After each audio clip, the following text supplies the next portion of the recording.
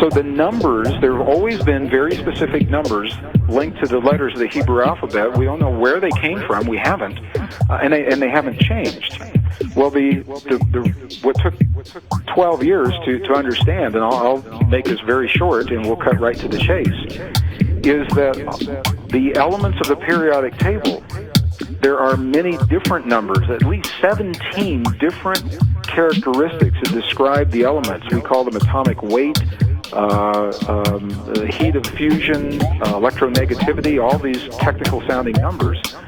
One and only one of the numbers that describes our modern periodic table also is precisely the number that's linked to the ancient Hebrew alphabet. And it's a very interesting characteristic. It's called atomic mass.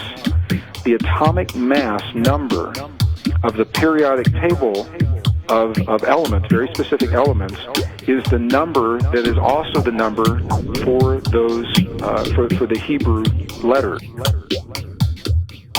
Well, what I did was I went into some of the most ancient Hebrew texts.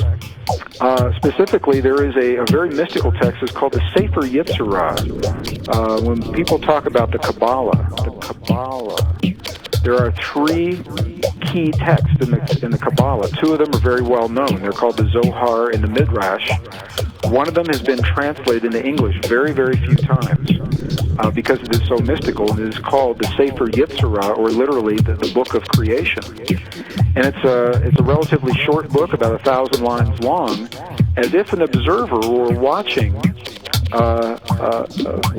God create the universe and the world and our bodies, and by literally following the texts line by line and the way that creation came about, those elements in the Hebrew language are linked with very specific numbers, and lo and behold, those numbers are linked to the elements of life.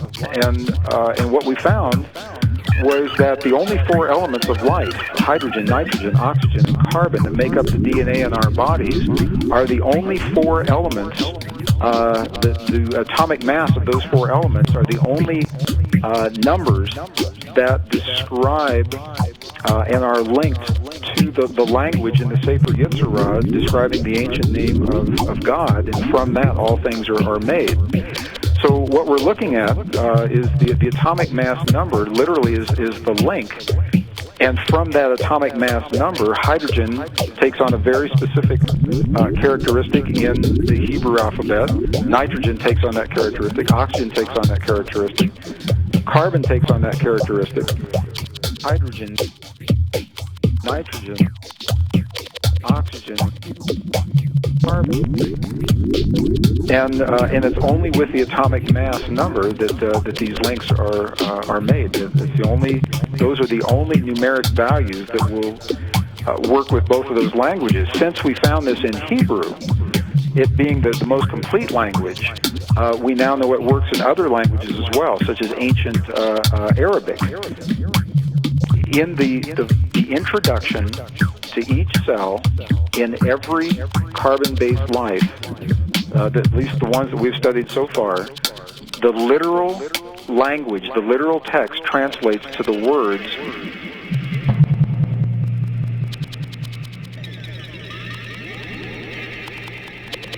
God eternal within the body.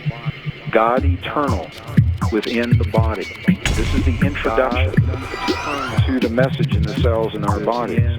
The fact that message is there has not been disputed by the scientists and the people that are reviewing this work. The controversy isn't over whether or not it's there, because once they see the numeric links, it exists.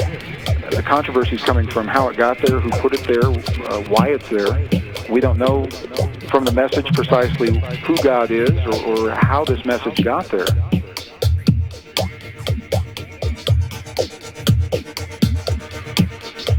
God eternal within